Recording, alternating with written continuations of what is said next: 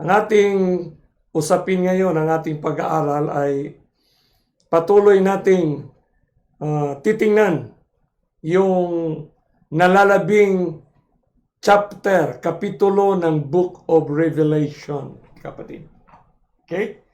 So, dahil kumikilos ang ating pag-aaral, kumikilos din ating mga paningin sa takbo ng panahon. Alam naman natin na ang ating universal reality is time, space, and matter. So all these are involved in the movement of redemption and restoration. The three universal principles of our reality. So may katanungan tayo ngayon, paano kumikilos ang salita ni Kristo sa galaw ng panahon? Okay. So kung alam natin na buhay ang salita ni Kristo, paano ito kumikilos? Yung salita niya sa galaw ng ating panahon. At sa lawak ng sanlibutan. So it covers the whole world. So the Word of God does not only focus on one state or city or nation. Covers the whole world. At sa kilusan ng bawat sangkatauhan at kapaligiran. So how do we view the movement of the words of Jesus Christ? In the movement of time. Kasi tumatakbo ang oras, tumatakbo din ayon sa oras yung kanyang salita sa kaligtasan. Di ba? Kaya nga mayroon tayong sinasabi dyan na coming events. Ilang panahon na natin sinasabi yan? Mga coming events. We're so experts on coming events. Ano kayang ginagawa ni Satanas? Sa expertise ng mga tao na yan, na palaging bukang bibig ang coming events. Sa tingin nyo kaya, ano kaya ang ginagawa ni Satanas para madismular niya, para madeceive niya, madestroy niya? Kasi wala namang distraction pag walang deception. So, napaka-importanting titingnan natin yung kilos ng salita ni Kristo. Siyempre, nagsimula yan doon sa ating generation. Although pinag-aralan natin from Genesis hanggang sa New Testament. Sa New Testament, sa panahon ni John. Di ba? Kaya nga, nag-1 to 7 ang ating Revelation. So, simula noon. Paano kumikilos ito hanggang nakarating tayo ngayon? October 8 ba tayo ngayon? 2020. So, paano gumagalaw ang kilos ng kanyang pagliligtas sa atin? It must be the highest priority in our consciousness para malaman natin na hawak tayo at hinawakan tayo ni Kristo at hawak natin ang kanyang mga pangako. And that's very critical and crucial in the dynamics. So, ang ginagawa ni Satanas ay talagang gusto niyang matali tayo sa tinatawag na coming events. At hindi na natin nakikita na sa tagal na nating sinisigaw ang coming events, hindi na nakikita ng karamihan na ongoing events na pala yung matagal na nilang sinasabi na coming events. Ongoing events na. Pati nga ang movement ni Jesus Christ na coming. Di ba? Ang coming na lang yung face-to-face, seeing Him at the clouds of heaven. So, very critical yung conscious reality natin na yung words of Jesus is active and is ongoing right now. Kawawa nga eh. Sipin mo, ay parang walang bearing yung presentation na simula pa noon, di ba? We talk about Christ. Kaya nga, lahat naman nagsasabi, yung maraming we need we need only to preach Christ. Bakit? Yung sanctuaryo, hindi ba Christ yun? Yung prophecy, hindi ba Christ yun? Diyan lumilinaw ang movement at galaw ng pag-ibig ni Kristo sa prophetic lines, kapatid. Please, pastor, don't mislead the people here in the Philippines. Please. Sanctuary is Christ movement. Kaya, kawawa talaga. Pero reality na kasi yan ang dynamics ng naka-blueprint na the very people whom you believe, yun lang pala ang nag-deceive, kapatid. So sa atin ngayong gabi, paano gumagalaw? Ano yung mga highlight? Pinaka-landmark. Yan. Yung pinaka-importante na landmark along the highway of God's grace.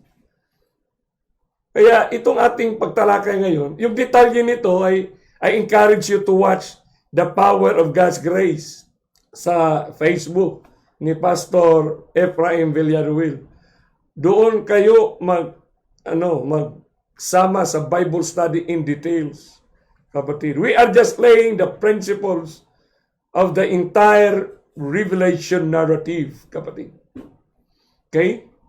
So napakagandang landmark na binigay ng Panginoon.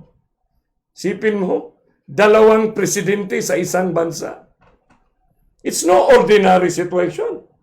And no ordinary event. Ang tanong dyan, coming event ba yan or ongoing events? So shall we bow our heads for prayer? A great God, loving Father in heaven, in the throne of your grace, kami po'y nagpapasalamat, Panginoon, sa muli na namang pribilhiyo na ipinagkaloob mo sa amin. Kaming lahat ngayon na nasa isang linya.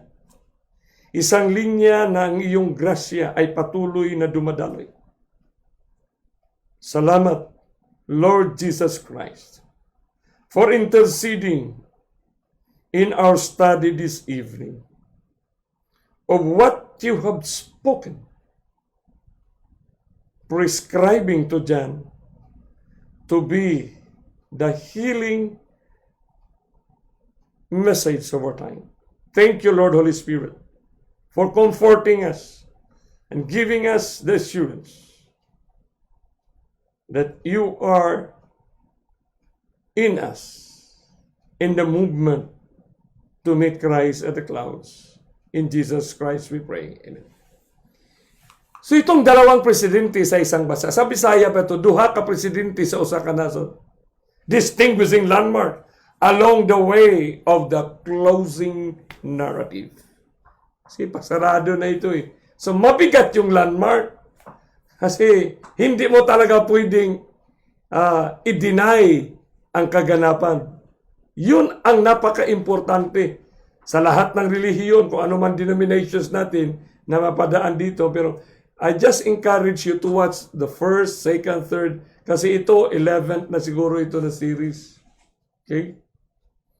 Distinguishing landmark, yan ang pinaka-vital natin makikita. Napag-aral natin kagabi, yung glimpse of heaven, yung sinasabi, them that gotten the victory, chapter 7, inuna talaga ng Panginoon yung glimpse of heaven. Sa kanya binigay yung 7 last plagues. Kasi sa chapter 16, doon natin nakikita yung environmentally related events. Kaya ang focus nga ngayon ng mundo, di ba? Ang focus ngayon is Laudato Si, di ba? That's very popular among Adventists, especially the conspiracy theory. Kasi sabi nila, sandilo na daw yan.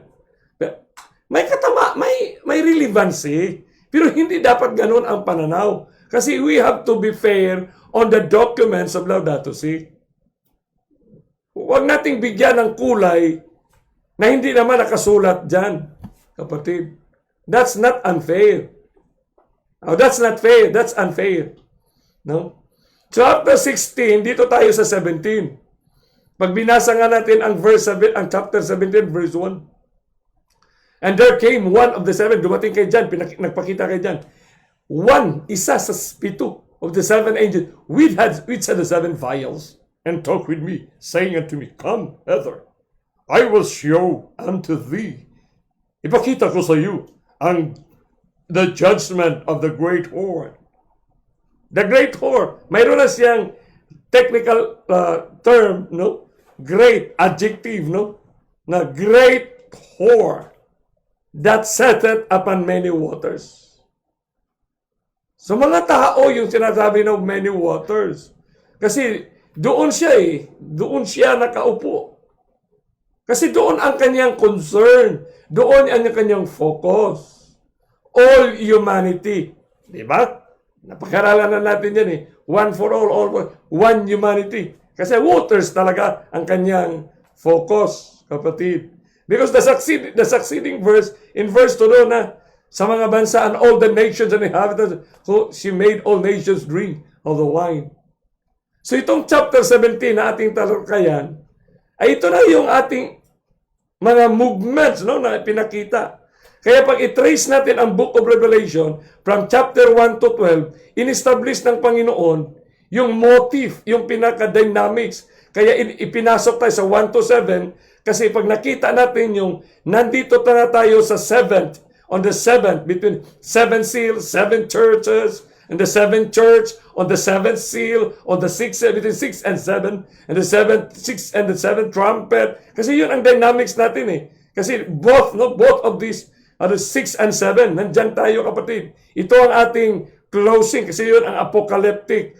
The 6 and 7, dalawa. Kasi dalawang mata, dalawang tainga. Makita natin yung realidad. Truth is standing by itself.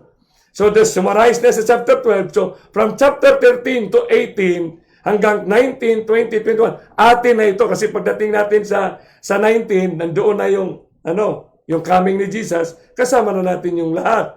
Di ba? Pero from 13 to 18, ang subject dito ngayon, tayo ito. Tayo lang ang pinag-usapan that is being referred on the 6 and 7 sa dito sa yung time frame at frame of events. So from specialized talaga, kapatid. Dito napaka-special yung treatment ng langit para sa last generation. Binigyan tayo ng detalye from chapter 13 to 18. Kasi dito na tumutukoy na ito sa closing. The last generation. Ganda kapatid, at least malinaw sa atin yun. Yung arrangement ng Book of Revelation, kapatid. So dito natin maintindihan na yung two kings in one state, tumatakbo ongoing So along the way, daanan talaga natin ito. Kaya nga buhay tayo tayo ang nakakita. Tayo rin ang makakita sa reality ng from 13 to 18. See, it's our life. And that's our activities. And that's our engagement. Di ba? Ito ang engagement natin Engagement natin sa powerful state, sa powerful church, engagement natin sa ating pronouncement, proclamation. Di ba? Kaya nga, two president in one country, napakagandang landmark. Kasi paano yun? Dalawang presidente sa isang bansa. Paano mangyari yun? Two prime ministers in one nation? Two leaders in one time? Grabe, no? Two shepherds in one ship? Grabe, no? Two preachers in one pulpit? Ang ganda. So, napakalaking highlight ito. Kaya ito nga ang Christ amazing closing prescription. Dito nga si John the Revelator, nakapagsabi siya, when I saw the woman drunk in the blood of the saints, the blood of the martyrs, I wondered with great admiration. Admire siya. Kaya believe talaga tayo dapat. Hindi yung kung anong sinasabi nitong mga conspiracy. Parang actually kayo nanonood na sa conspiracy, almost to bito kasi yun nga hindi mo makilala talaga, hindi mo ba determine. Darating ang episode natin na detalyihin natin yan, yung conspiracy. Yung libro yung binabasa, pakita natin sa inyo na saan doon yung mga gray line na doon pumasok yung kanilang theory sa mga events na nangyari sa mundo. No? May mga ganyan So Christ's amazing closing prescription, diagnosing man's enemy. The wonderful works of kindness, of love and peace. Wonderful talaga, kapatid. Kaya si settled on many waters, my beloved friends. Ganon kaganda ang narrative ni Jesus Christ. Above and everything is the beauty of God's love. He really cares for us. Sa ating generation, yun ang claimant talaga. Kasi siyempre, blessed are the peacemaker, for they shall be called the children of God. So lahat yan kasi yung binasa natin kahagabi, yung and all nations will worship, kasi worship is an act of one. But not all worshipers. Isipin mo, the 10 virgins, 5 are foolish, waiting, they are also worshiping.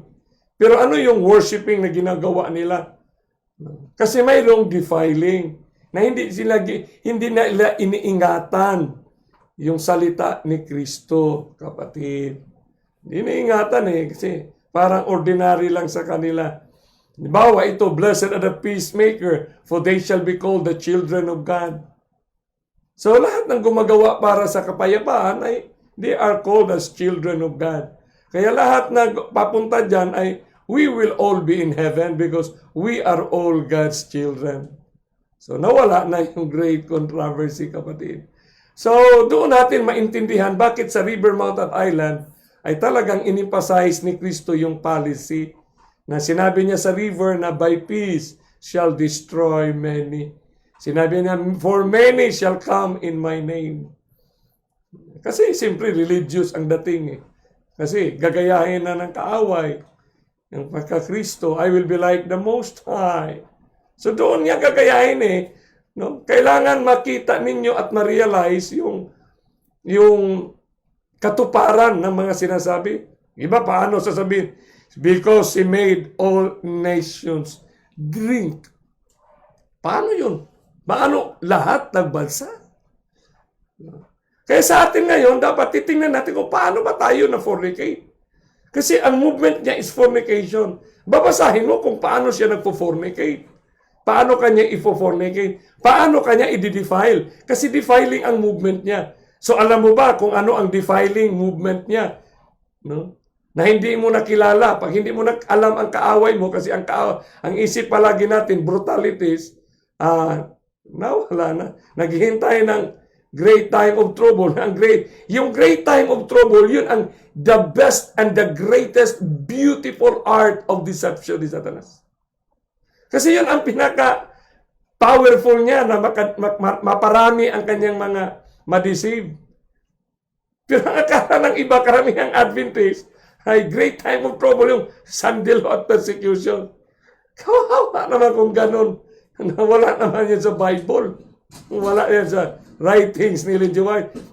Minsan nagbabasa sila sa quotations ni Ellen G. White, sa binabasa nila, nandoon na sana yung sinasabi dyan tungkol sa great time of trouble. Pero hindi nila naintindihan. Dito nga yung the church as a peacemaker. Paano mo naging relevant yan? Sa words ni Jesus. Now, He shall destroy wonderfully. Di ba? Ngayon, tingnan mo sa internet yan, marami yan. Pope Francis, the world needs peace. Diniscuss ko to sa mga previous series. No? Ang institutions la talaga na nangunguna sa peace-making efforts, peace-making programs and projects, ay wala naman talagang iba ang the Roman Catholic Church. Kaya nga, napakaganda ng program ng Roman Catholic Church. Si Pope Francis nga, according to the Nigerian Voice, Pope Francis, the peacemaker. Ang ganda. No? Tapos paano mo sabihin na 666 yan? Hindi pala alam na nag-accuse sa kanya na 666 din pala sila. Kasi ang movement ng 666 ay sila yung mga tao na nagpo-proclaim ng mensahe na hindi na sa tamang panahon. Wala na Wala sa tuno ba? Wala sa tuno at sa lyrics ng music ng Panginoong Hesukristo. Ang kanta niya ay nasa last na ang kanta, nandoon pa siya sa first stanza, nagkukurus pa. Ngayon nandito na sa last stanza na tayo, last stanza na. So, yabag na siya, mayabag ba ang kanta? Mayabag na di na maintindihan, confusion na. Kaya ang gilitok niya, o ang gilitok sa last stanza, nga mo'y gikumpas sa Ginoo, mo'y gikumpas. no, kinukumpas ba ng Panginoon, ay hindi yun ang kinanta. Kaya nga, guile in the mouth. Para talaga grabe. Pope Francis has come to be a peacemaker in their first meeting. Parang na-discuss ko na ito, kapatid. No. Yan. World Day of Peace Message. Blessed are peacemaker. They are the claimants of this verse. Kasi game changer sila. Tingnan mo yan. Peacemaker and game changer. Bakit kaya nag-title ang Yahoo News Singapore niyan? Game changer. May papel kaya siya sa Revelation 17 that it will change the game.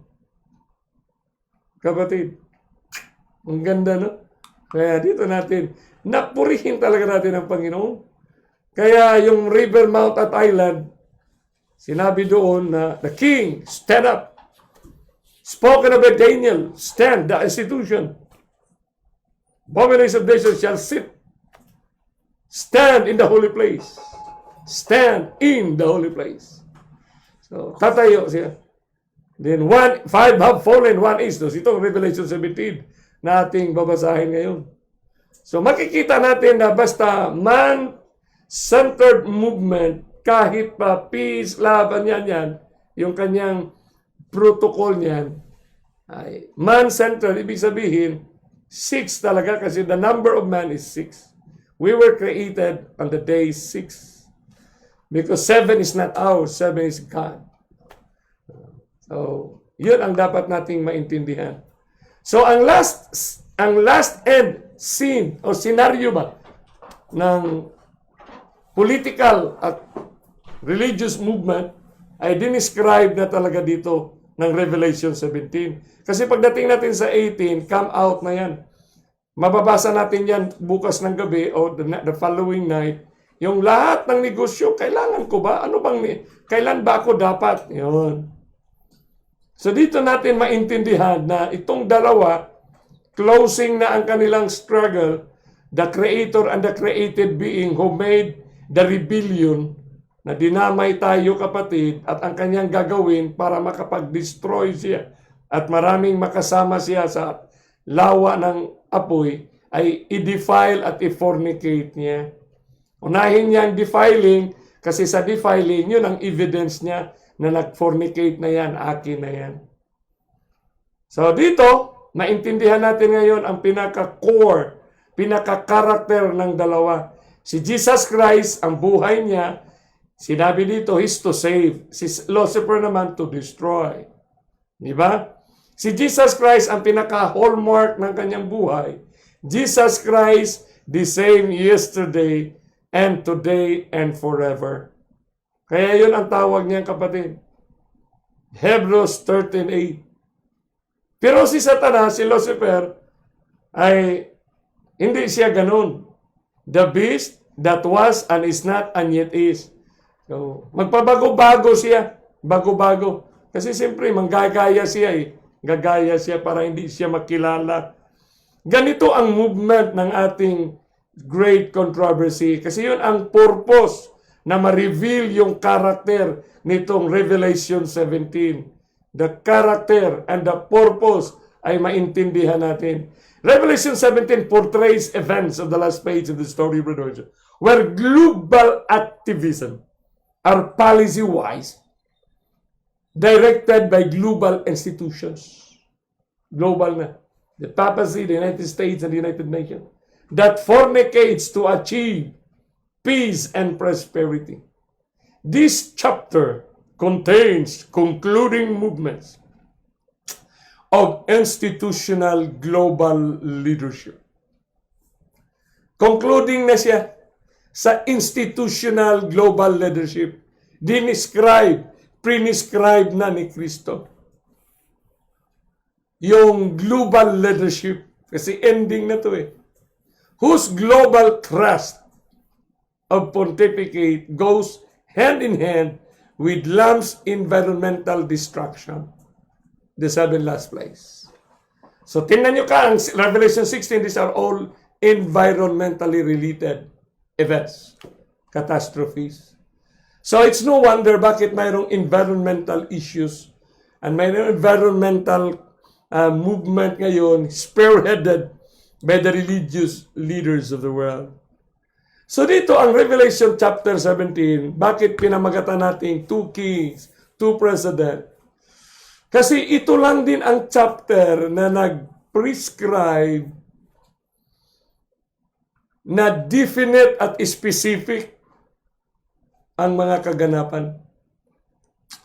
Pero dito, mayroong dalawang popular interpretation in recent time na almost perfect. Isa nito yung dinala ng World Last Chance. Mga dating Seventh-day Adventists na napahiwalay sila. No? Makikita mo naman talaga yung movement. No? Nagkamali sila dito. Ngayon, Tonis na naman sila. Hindi naniwala sa Holy Spirit. No? Pero maraming mga followers yan. Maraming followers yan sa buong mundo. No? Yung dalawa ito sila, kapatid. No, pagbasahin natin ang Revelation 17:1, alam ko binasa nyo yan. Hopefully and prayerfully ay by heart binasa nyo ito. So I would encourage you really. No, I encourage you, please join with the Bible study with the power of God's grace.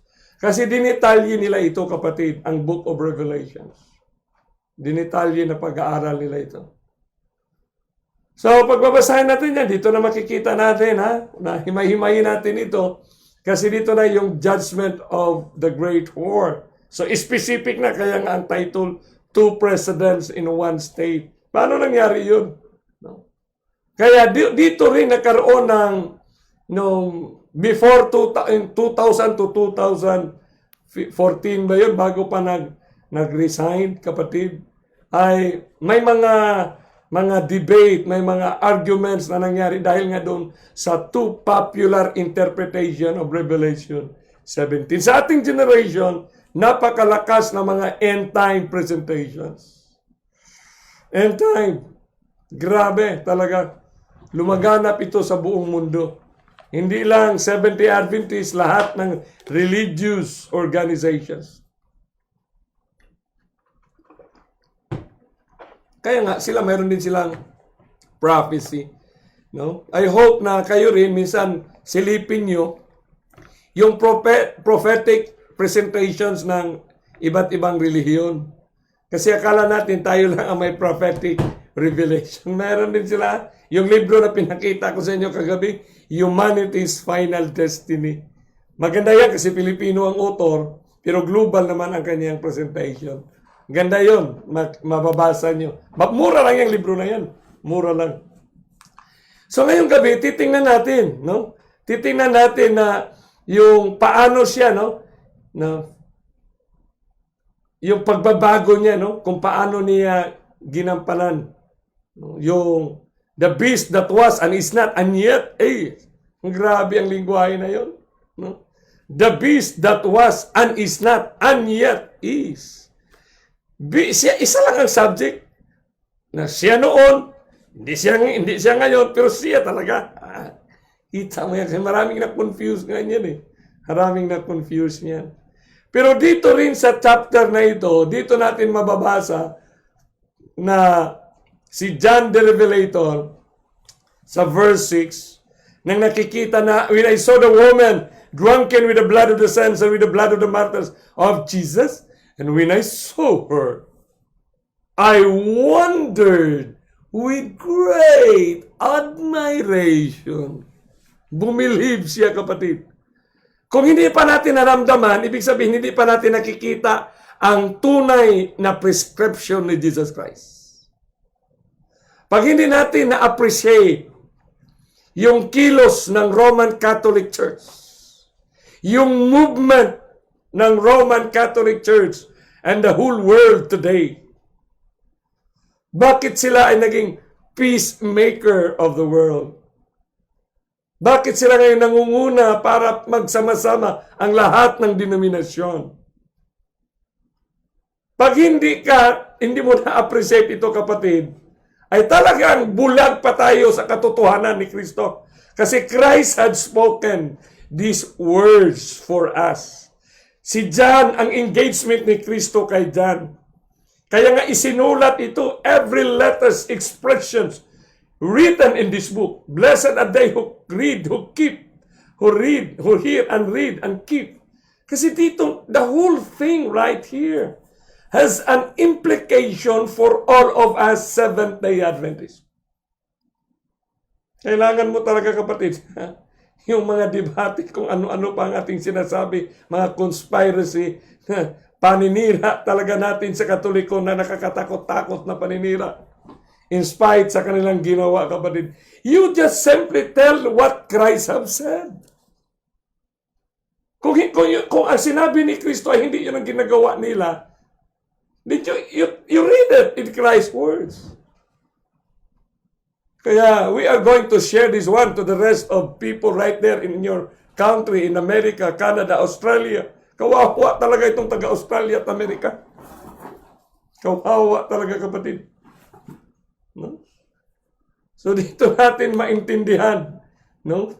Na kayo dyan, na nandyan ngayon sa iba't ibang bansa, malaki ang privilege na binigay sa inyo, no? Ng Panginoon para maging bahagi tayo. Gaya ba, si Lucifer ay the most beautiful serpent, the most beautiful beast yan. Yan ang pinaka-essence ng kanyang success, kapatid. Diyan siya eh. Wala naman iba siyang pwedeng gamitan na basis para maging successful. Kaya ang Revelation 17, yung whole life niya and character, in form and in substance. This is the heart of his battle. Yun ang puso ng kanyang pakipaggera. Ano yung kanyang form and substance ng kanyang pagka-Lucifer, pagka-Satanan, pagkahulog? He imitates to manipulate. He deceives. To destroy. Yung iba hindi na maintindihan yung destroy at deceive.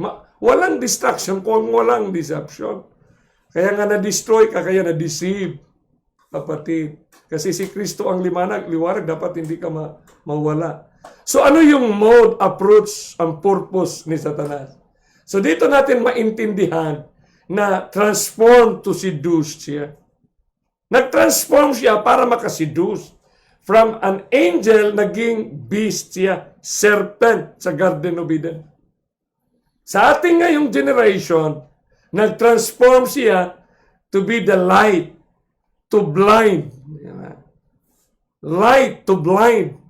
Light to sustain blindness. Kasi sinabi ni Kristo na blind daw tayo, Laodicea, yan, i-sustain yan. Sustainability. Kaya nga ang ating program ngayon sa mundo, sustainable development. Kita mo yun? Sustainable development. Para ma-sustain ba yung blindness natin? Blindness. Di talaga malayo, kapatid, yung lingwahe ba na pinagkaloob ng hangit sa atin na maintindihan natin. Mga highlights sa English ba ay appear to change, ends the same. No? Nagpakita siya nagbago, pero ends the same. Yan ang ganda, kapatid. Di ba? Share natin ito. Share. Doon, kapatid, share. Kaibigan nyo yung mga dyan, kay Walter Byte, i-share nyo. I-share nyo. Kay Doug Batchelor, kay Mark Finley, i-share nyo. Mga pastor dito sa Pilipinas, dyan kayo sa Mindanao, share nyo. Seryosohin nyo silang kausap. Baka hindi, yung ating sinisigaw dyan sa, wala na sa tuno. No? Kasi, nag-first stanza ka pa, pero naka-last stanza na pala ang panahon, ang movement. Tapos, ang saya mo pang nag-chorus, pero last stanza na pala. Dito natin maintindihan, kapatid, ano yung mode, approach, and purpose niya. Ha? Yung mode, approach niya, He is. Sabi ng Biblia, is not, yet is. Yun ang pagka-describe ni Kristo sa kanyang movement, kapatid. Siyempre, karakter, moving behavior yan eh. Karakter eh. May galaw, kapatid. So, halimbawa, binasa natin dyan, life and character of the institution that fornicates, Kasi parehas lang sila dyan. The beast that thou sawest was. Sinabi ni Kristo kay John, ang beast na nakita mo that thou sawest was. So, past tense.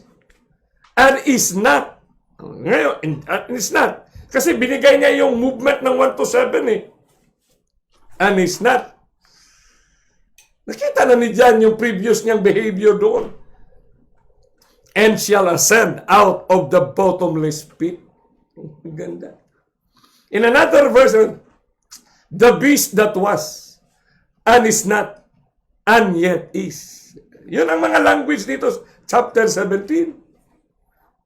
And shall ascend out of the bottomless pit, and yet is. Ibig sabihin, and yet may kilos siya, may ipinakita, may ginalaw siya, na makikita mo, and yet is. Di ba? Kaya itong chapter 17, itong top 2 popular interpretation in recent times, ay ininterpret nila itong verse 10. Di ba? In verse 10, and there are 7 kings, 5 are fallen, and 1 is, and the other is not yet come. And when he cometh, he must continue a short space. Kaya nakagugulat kapatid, bakit pinoclaim siya noon? Nang there are 8 kings in the book of Revelation. Di ba? Ito nga ang kanilang presentation noon. There are 8 kings. Ang sinabi lang ng Bible, sinabi ni Kristo, and there are 7 kings. So saan natin hinugot yung ating title ngayong gabi? 2 kings, 2 president in 1 state. Di ba? So para malinaw ito kapatid. Kasi ang declaration noon ng iba, there are 8 kings in Revelation 17. Huwag naman natin magdagdag. Kasi ang sinabi lang, there are 7 kings. 5 are fallen, 1 is. And the other is not yet come. And when he cometh, he must continue a short space. Yun ang language dyan eh. Now, titingnan muna natin itong isa sa pinaka-popular, millions ang followers nito. Grabe, excited sila kasi siyempre, 5 have fallen, binilang nila yan, simula nang na-restore ang papacy sa 1929, no? During the time of Pius XI, dahil sa Lateran Treaty. So, yun ang first king. Kasi beast yan, ibig sabihin, that he possessed now a political power with religious power. So, from that year, 1929, sumunod na naging Santo Papa, si Pius XII.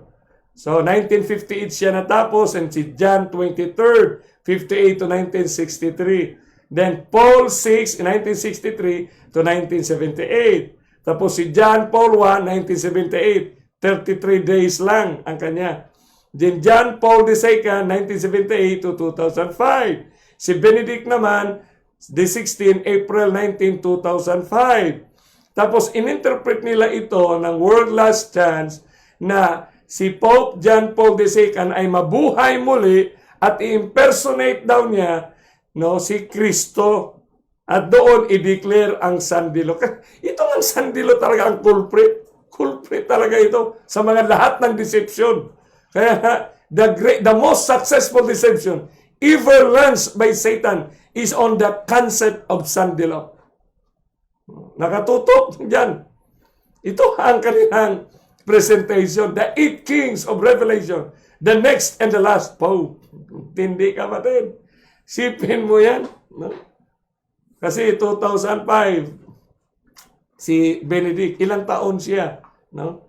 So makikita natin kapatid na itong isang interpretation din, dalawa ito sila eh. Isa sa sequential reign, ito naman yung isa sa pangalan. Sa mga pangalan na ginagamit ng mga Santo Papa, ay binilang nila ito sa pamamagitan sa paggamit ng tinatawag Babylonian methods of counting, mystical counting ng Babylon. So ganito lang ito kapatid, no? Yung pangalan ng ni Pius ay kinompute nila yan. Ilan ang names, ilang Santo Papa ang umupo na gumamit ng Pius. Yan. So makikita natin ngayon yan kapatid. Itong 5 papal fallen names after 1798, 5 names are fallen. Ito, si Payo, si Leo, si Gregor, si Benedict, si John. Ang pangwalo daw niyan, si Benedict. Si Benedict daw, na pangwalo, siya daw, he will change his name pag i-implement na upon the implementation of Sunday law. Ibig sabihin, ang dalawang papel, ito mga Sabadista, ito sila. Damit nila. Upon the implementation of Sunday law. So, Sunday law pa rin sila. Di ba, kapatid? Si Benedict daw, magbago ng pangalan niya. So, siya pa rin. 7-7 siya. Pero baguhin niya ang pangalan niya, no? At i-declare niya ang Sunday law. Ganon katindi ito, kapatid. Yung isa, mabuhay si Pope John Paul II. No? This is almost perfect, kapatid. Kaya marami talagang nadadali nito. Yung counting naman sa pangalan, sa ancient Babylon, kapatid, mayroon silang 36 gods. Pag nag-count sila niyan, 1 plus 2 plus 3 plus 4, kapatid, all the way to 36. Pag i-compute mo yan, ang total niyan, 1 plus 2 plus 2 plus 3 plus 4 plus 5 plus 6, pagdating mo sa 36, ang total diyan 666. So this number was sacred to the Babylonian and was given to their sun god Marduk, today called Sun God. Ito yung mystical account, no, ng record ng pagan Babylonian life and culture. So in Revelation 17, we have mystery Babylon, kasi sinabi naman dyan, and they count the Pope gods the same way. Ito ang kanilang in-apply agad, itong mga world's last chance ni sila. Ibang group, hindi sa world, isang grupo ito sila, ibang grupo, no? Yung ibang grupo siya, magkasalungat ito sa world. An example is John Paul. We see two papal names, John Paul I and John Paul II. This adding in the same manner as ancient Babylon. Pag binilang mo yan, ang total niyan is 3. Kaya nga 1 plus 2 equals 3. Pag 1 plus 2 plus 3, ilan na yun? 1 plus 2 plus 3, yan ang makompute mo na agad ang total niyan, kapatid. So, ang Pius, mayroong dusing Santo Papa ang gumamit sa pangalang Pius sa kasaysayan ng papacy. Kasaysayan ito ng papacy, ha? Hindi lang 1798. Nag-count ito ng 78. Ang Leo, 13 popes. So, nag-count ng 91. Si Gregory, 16 pope, kaya 136. Si Benedict, 14, kaya 105. Si John has 21 pope, 231. Si Paul, 6 pope, kaya 21. Si John Paul, 2, kaya 3. As of John Paul, the count is 665. Sa panahon ni Pope John Paul II, 665 ang mga Santo Papa, kapatid. Kasama na doon si Benedict, ha? Sama na doon si Benedict. Diyan, 14 popes ang gumamit. Kaya, sinabi nila dito, magbago ng pangalan si Benedict. Na hindi pa ginamit. So, 1 ang counting. Pag declare niya ng Sunday law, ay mag-1 ang counting. Bagong pangalan. Di ba? New names make count of 1. So, 1 plus 665 equals 66. So, 66 belongs to the beast, and it will be here when the nation combines with the church in a legally authorized war on God's people. Legally authorized war on God's people. Bakit? Kailan pa ba nakipag-away ang legally? Bakit lagyan mo ng legally para maging official?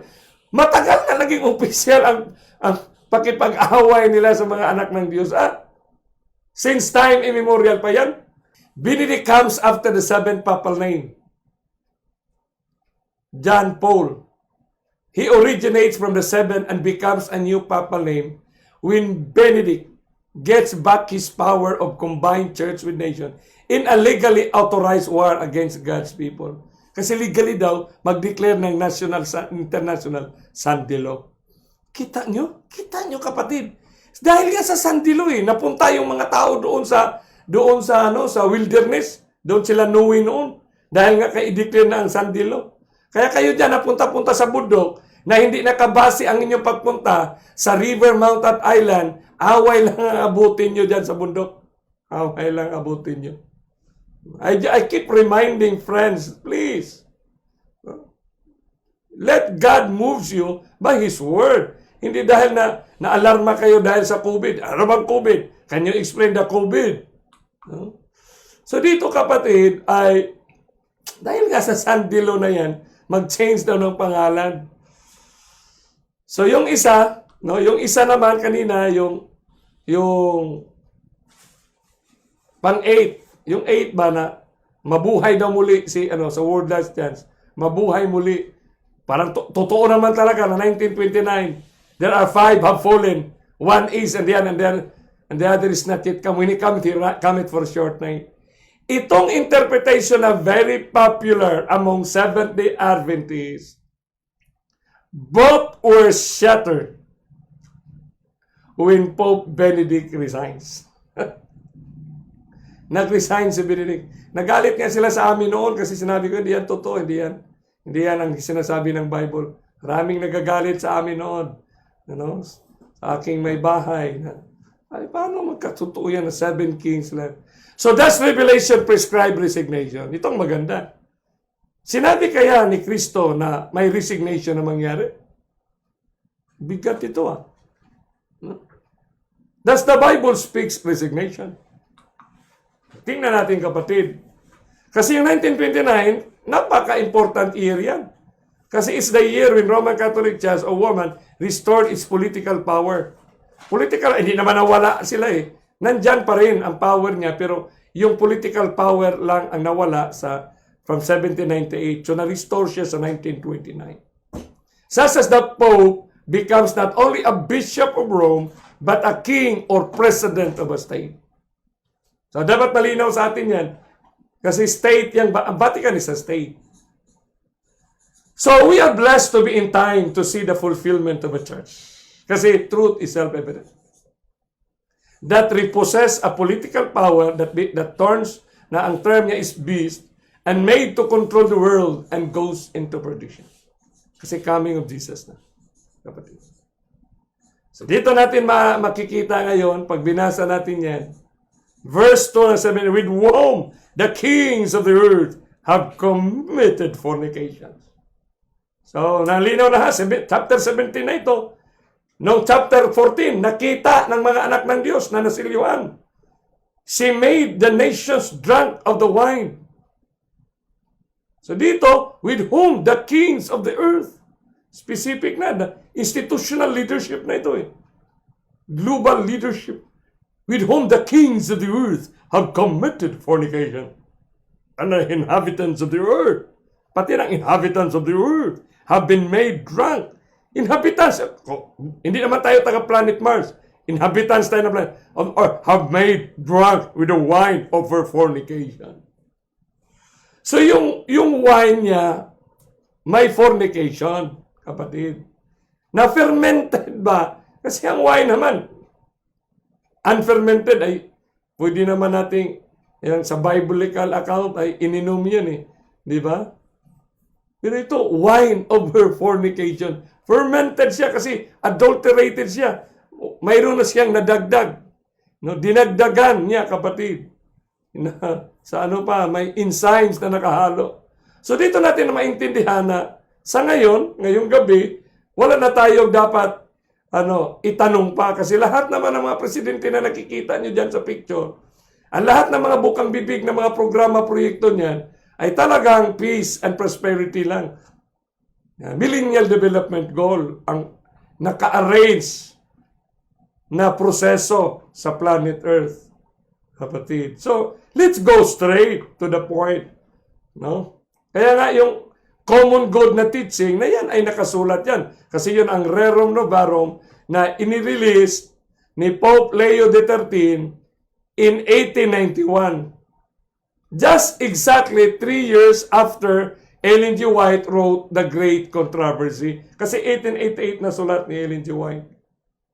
In other words, dito rin, siyempre, nakikita naman ng kaaway, binabasa naman yan Kaya nga, ang concept ng common good, kaya galit talaga si Satanas. Patayin niya si Ellen G. White nang sinulat niya yung Great Controversy. Alam niya, yun ang magdetalye na ng closing movement, closing dynamics of planet Earth. Dito natin naintindihan, kapatid, na yung common good, yun ang pinaka-frame, pinaka-streamlined ng movement natin ngayon. Millennial Development Goal. Sipin mo, 1,000 years. Making sure that human development reaches everyone and everywhere. Ito, dokumento ito ng United Nations. Huwag na kayong, kapatid, kasi maganda naman talaga ito.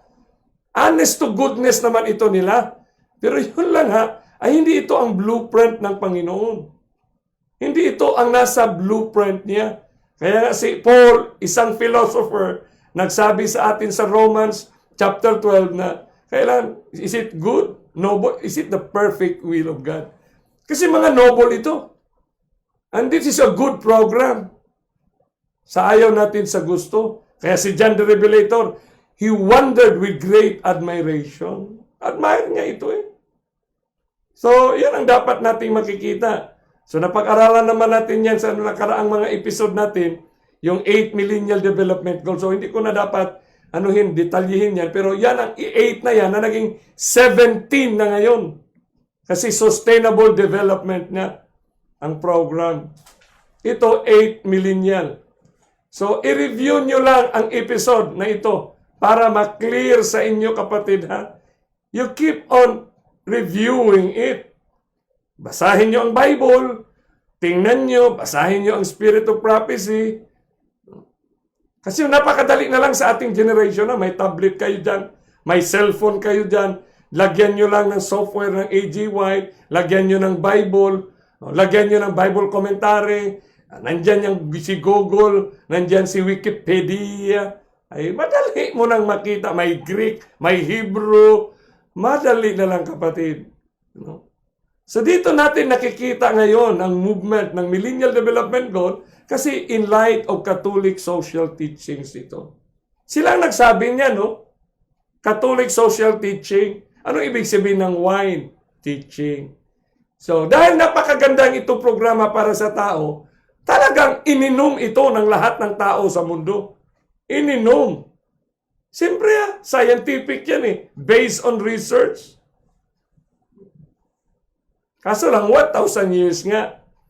Saka padarating daw si Kristo. Ang atin naman, darating na si Kristo kasi siya lang ang pwedeng magbago. Siya lang ang pwedeng magbago sa kanyang linalang na planet Earth, kapatid. Kaya napaka-importante na makita natin, paulit-ulit ko ito, kapatid, kasi yung iba, bago naman talaga ito sa inyo. Bago. Kasi River, Mountain, Island. Sabi nga nila, saan yung river? Sabi ko, basahin mo chapter 8 sa Daniel. Matagal na. Yung Mount of Olives.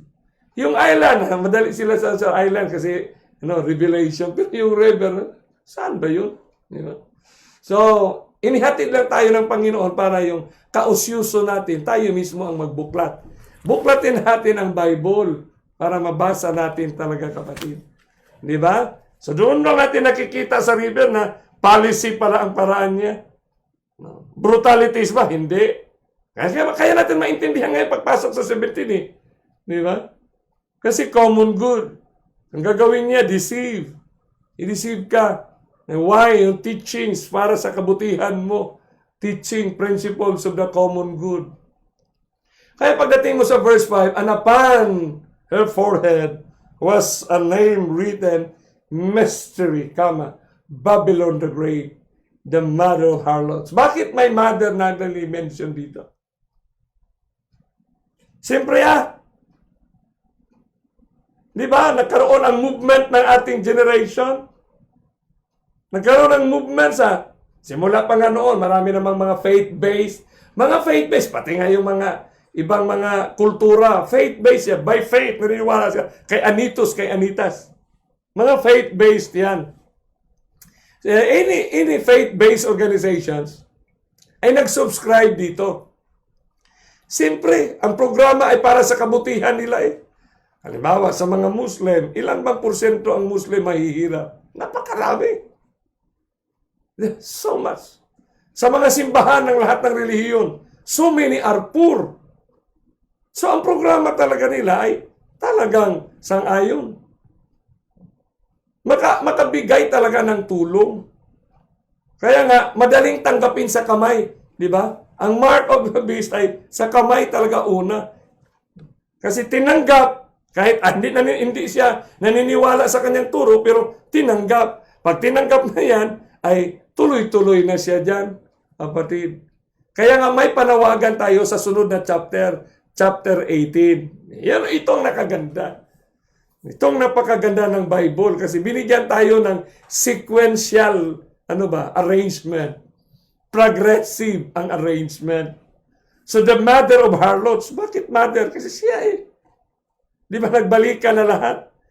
Mga documentary, kalaman ni Tony Palmer, yung kay Kenneth Copeland, yung 1999 na signing of the agreement between the Lutherans, di ba?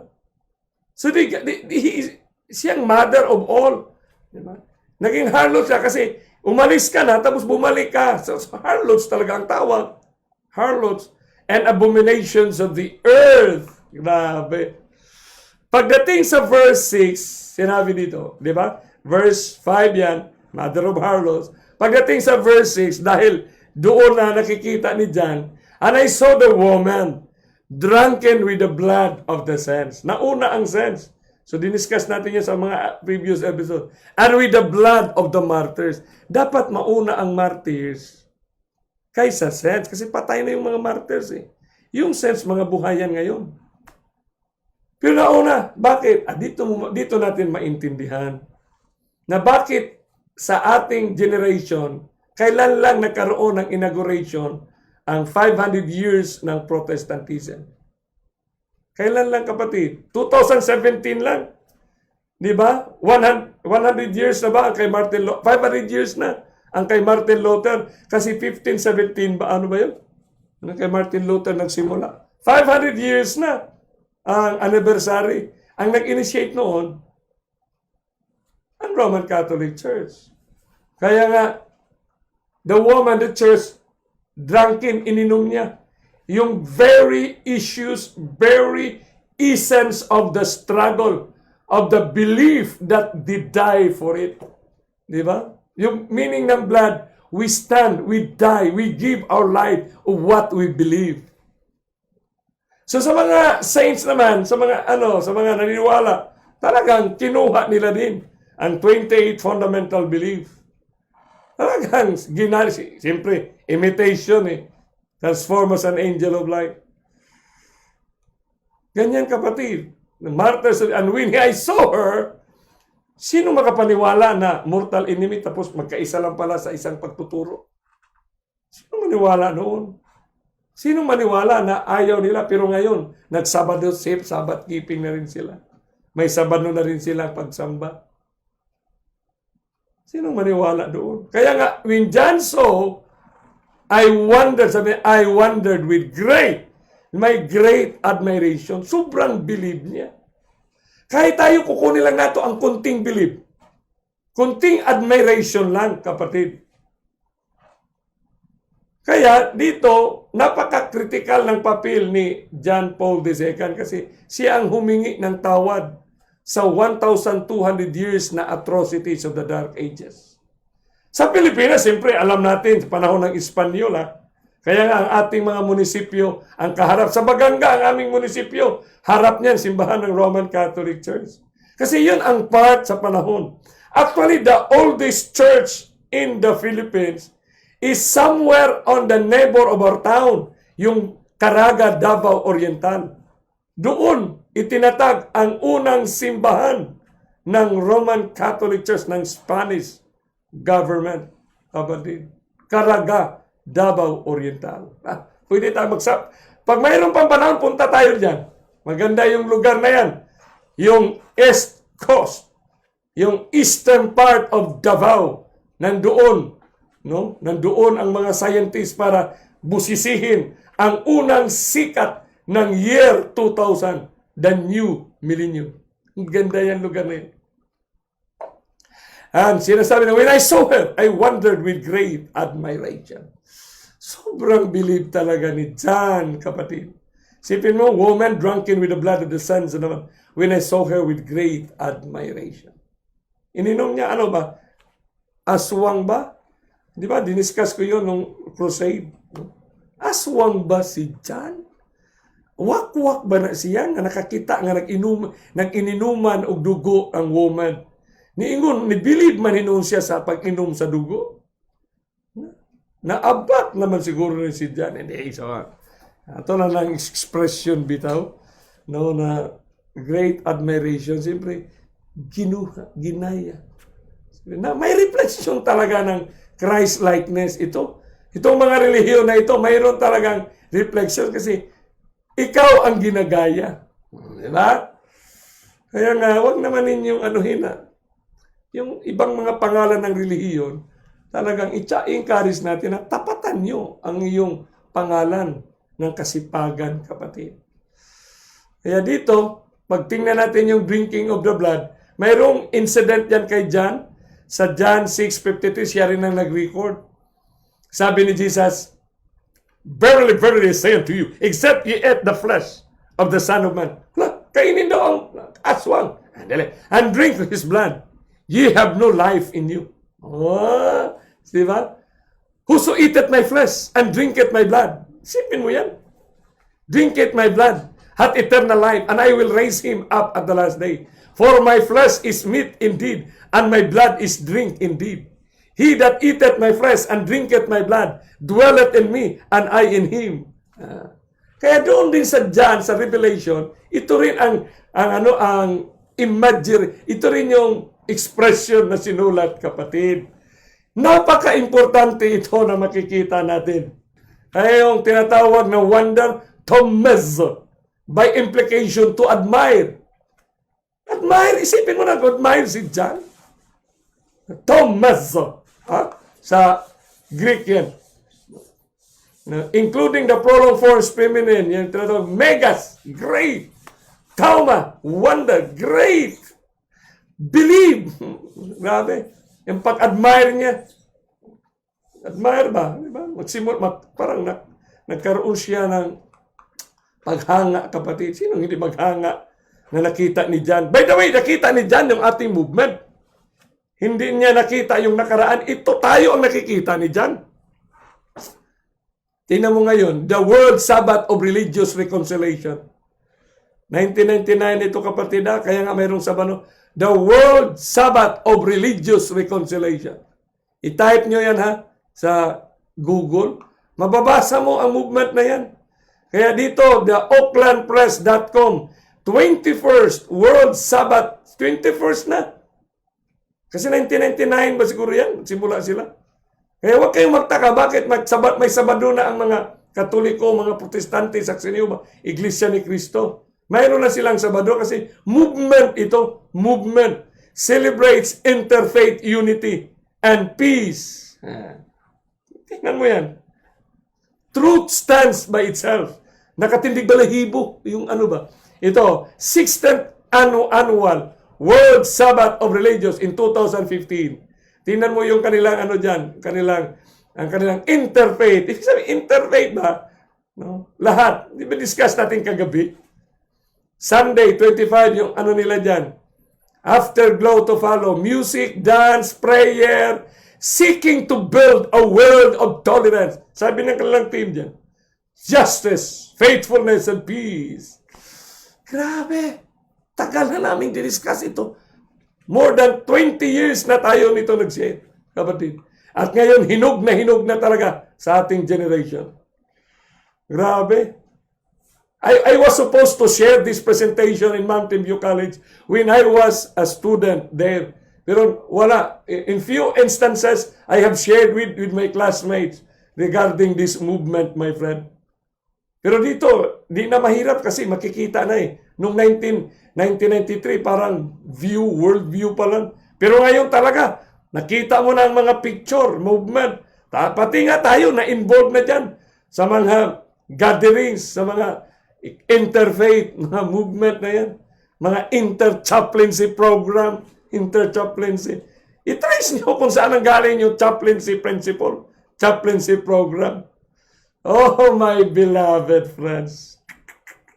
Grabe na ang ating mundo, kapatid. Patapos na talaga tayo. Ito, abawna.org.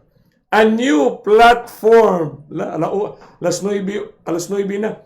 A new platform for religious dialogue in the Arab world. Noong una sa Western lang. Pero ngayon, Middle East na, Muslim na na-involve. Kaya nga wonderful. Amazing. Whole Catholic living. Tingnan natin dito sa mga Seventh-day Adventist. Akala ng karamihan na tayo lang ang may health. Ininom nga. Sabi ng Bible ni Jesus. I saw the woman drunk in the blood of the saints. Now, we die for our health principle. Pero ipakita ko sa inyo ngayon, kapatid, ha? Diba? Tingnan natin ito, ha? Tingnan natin ito. Malapit na tayo kasi bukas, detalyado na naman. Ito, whole Catholic living. Home, health, and holiness. Ganda. Di ba? Anong mga activity nila? Butler Catholic School. Example ko lang ito sa inyo, kapatid. Paano nangyari yung sinasabi ni John, sinulat na sinabi ni Kristo? Na nakita niya, made and the woman, when I saw the woman drunk in the blood of the saints and the blood of the martyrs. Tingnan mo yan, no? Mga activities yan. Healthy Living Day. Wukaton 2018. Bago lang yan. Tapos mga gold sponsors, platinum sponsors, anong mga organizations. So integrated talaga lahat. Lahat, kapatid. Ma-mobilize talaga yung word na mobilization. Because these are the conversation of our time. Conversation ba?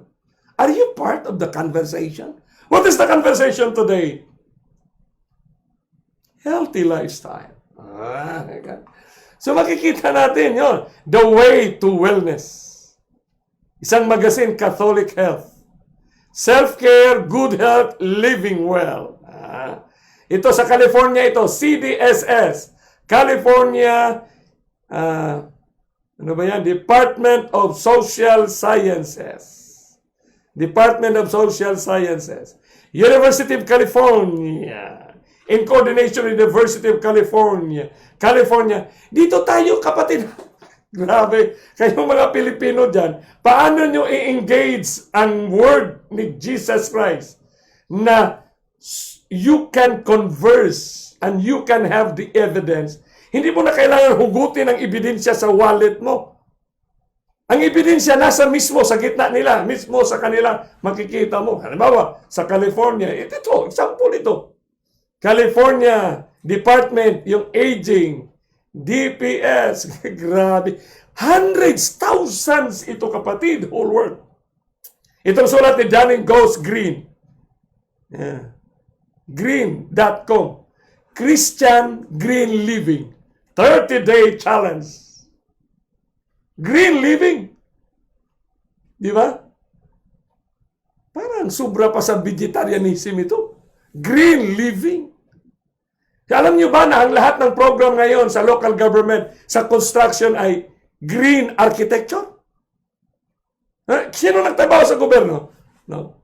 Tanungin niyo kung ano ang mga design na dapat i-require sa lahat ng construction ngayon. Green architecture. So, the air must pass through, the sunlight must di ba? Kaya nga yung naging issue dyan, bakit mahal yung sa Makati na kaso sa Senate noon sa isang construction ng City Hall na mayroong green architecture. Kasi whole world dito, kapatid, we are talking about what's going on. Which the Bible is clearly telling us na ito ang nangyari sa ating henerasyon. Kayo nagtrabaho sa gobyerno, kayo nga sa politika, kahit sino, kapatid, ay we can simply share the Word of God na ito ang blueprint ng life natin. No?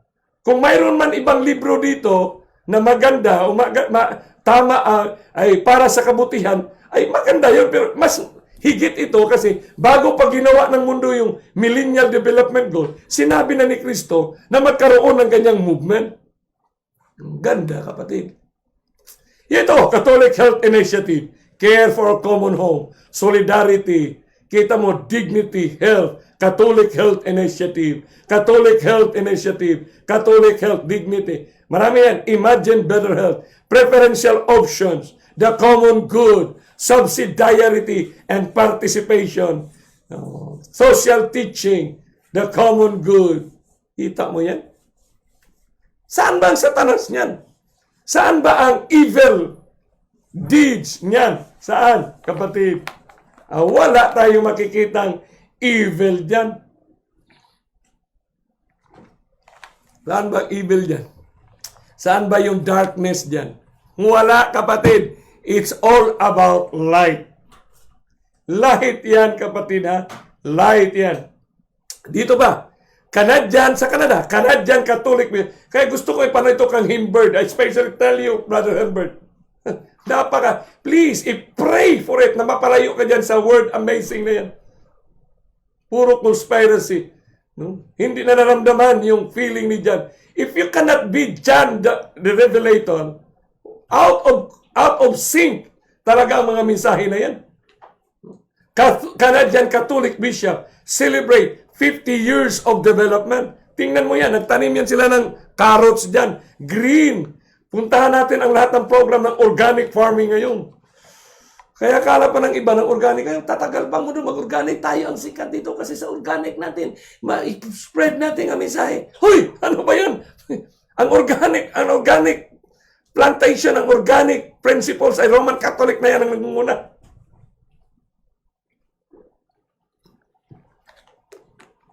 Sumatang, ano parang gagawin namin ngayon? Maghanda ka, kaya nang sinasabi. Maghanda ka na sa pagsalubong sa Panginoon. Kasi hindi na madala ng organic ang mundo. Madala mo pa ba yung organic dyan na acidic na? Kaya nga, darating si Kristo para ibalik niya yung tamang timpla ng lupa ng planet Earth. Kasi sinira ng tao sa ating mga naimbento. No? Ganyan kasimple lang, kapatid. Philippines care for creation. Dito sa atin. Filipino Catholics promote organic. Kaya, akala pa ng iba, panahon pa ng country living. Country living ba? Wala na tayo sa country living, kapatid. It's too late for us. If you have a place, then double your effort right there. Pag nagbasa ng writings ni Ellen G. White, parang kasisimula pa lang ng movement. Sa bagay, ending naman tayo, kapatid, ay kung ano na lang. Sa smoking, tingnan mo yan. Are you a bad Catholic? Smoking, drinking, swearing, drugs, that's not good. That's bad. Program nila yan. The Catholic Teleshow. Ang ganda. Ito pa. Eating green for St. Patrick's Day, Catholic Health Services. Tingnan mo. Sila ang pinaka-powerful na mga movers ngayon for green. Sila. They have the finances. They have the schools. They have the institutions of the world. Napakaganda, gugutumin ka pag nakakita ka ng heart. Mga purmang puso pa kasi kinasing-kasing yung tao ng ilang mga programa. Taos-pusong kanilang programa ito. Healthy food on a heart shape, cutting board, Catholic Digest. Minsan, pakikinig na iba, mura magidayag na infiltrator siguro na si Suliano. Kanang mga nag-conspiracy theory, kanang maghunahunag yung conspirator, kay Daigon tawag si John, ni admire man nga ni si John. Kita igor kita nagtanaw, nagbasa na ilang mga programa. Kanya imo nang i-deny nga ito naman talaga ang kanilang ginagawa. Ito naman ang reality. Kapatid ko. Ito na talaga, no? Sometimes we need the hurting reality. Masakit na realidad. Kasi akala natin tayo lang. No, tayo lang. You shall be my witness. Sa kanilang program niya, no? You shall be my witness. Tingnan mo. Kenya Conference of Catholic Bishops. Paano mo masasabi yan? Na tayo lang. If health is the right hand of the gospel, health is also the right hand of Satan. Kaya maraming nakiklaimant daw, mga healing protocol pa nila na pag binasa ang General Conference Health Principles, ay talagang spiritualism ang hantungan. Spiritualism talaga ang hantungan ng mga healing protocol ng mundo ngayon. Kaya mga kapatid, sa ating ngayong gabi, makikita natin na kung gaano gumalaw ang panahon at makikita natin ang grasya ng pag-ibig ng Panginoong Hesukristo na ipinahayag niya ang katotohanan sa takbo ng panahon in line with the movement of humanity in the whole world. Time, space, the whole world. Our time today has been clearly stated by God. The space, the whole world, and matter, all, everything on planet Earth has been informed. Lahat lupa, earthquake, dagat, tsunami. Mga ibon, lahat na-involve na dito. Pati sa COVID-19, kinain ang abat. Kaya nagkaroon ng COVID-19. Pero ito na yung pinag-usapan natin. Movement na ito. Diba? Kagabi yung movement ng pestilences. Na hindi lang doon, iba na ito, galaw. Kasi nag-progress na tayo. Papunta na tayo doon. Sa blessed hope, that glorious appearing, my beloved friends. Tomorrow evening, titingnan natin. Tapusin natin itong Revelation 17, kapatid. Then we go to chapter 18, my friend. And to see, gaano nakalapit tayo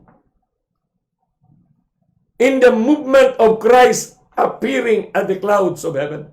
Gaano na siya kalapit, kapatid. Napakalapit na. Yung iba dyan ay hinihintay talaga nila ay ang sandilo, kapatid. Kasi pagdating ng sandilo, magsimula na daw ang persecution. Kasi ang time of trouble, the great time of trouble ay hindi pa dumating. Isipin mo, ang global stress, that's a Jacob's trouble. Stress ka. Mind. Ang great time of trouble, it's termed as great time of trouble. Kasi yun ang pinaka-greatest effort, the greatest art of war ni Satanas. Yung greatest art of war niya, na ikaw ay maging bahagi. Kasi mabibigayal ka. You will be allured by his movement. And it's so great. So it requires the power of his grace, because that power only comes from our God. Sino siya ang God natin? Our Redeemer. Our Creator. Sino siya? The Father. The Son. The Holy Spirit. Sabi nila, si Holy Spirit ay si Jesus Christ daw yan. Of course, they are God. God yan eh. Si Jesus, si Holy Spirit. Si Holy Spirit, si Jesus. And that's God. And that's their divinity.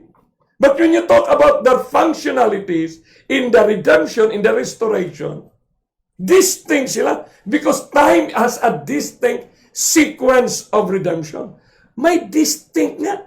Kayo nga na-proclaim dyan ng ito ang movement, panahon ni Adan, panahon, movement, naniwala kay Noah. May distinct movement yan. The dispensation of the Father, the dispensation of the Son, and the dispensation of the Holy Spirit. Uy, si Holy Spirit, si Father yan. Of course, kay God yan eh. There's only one God in three distinct personalities. Kaya nga, we built on the three, the complete message. Kaya nandito nga tayo sa Revelation para makita na natin yung complete apocalyptic closing narrative. Huling kaganapan. Language pa ni Kristo kay Daniel, last end of the indignation. Yun ang term, kapatid. Sa Mount of Olives, ang tanong, what will be the end of the world? The coming. Yan, kapatid. So, blessed are they. Yan, sinasabi ni Kristo dyan. So, ngayong gabi, kapatid, ay i-review nyo ito, titingnan nyo ito, kasi tatapusin natin bukas. Sabi nila, grabe, no? nandyan pala, isa-isahin natin. Nasa Bible ba ang resignation ni Pope Benedict? Nasa Bible ba na dalawa sila? Ha? Nasa Bible ba ang pontificate ni Pope Francis? Bakit bago ang pangalan niya? The only name mentioned. The first. Nasaan kaya sa Bible ito? Truth will stand by itself.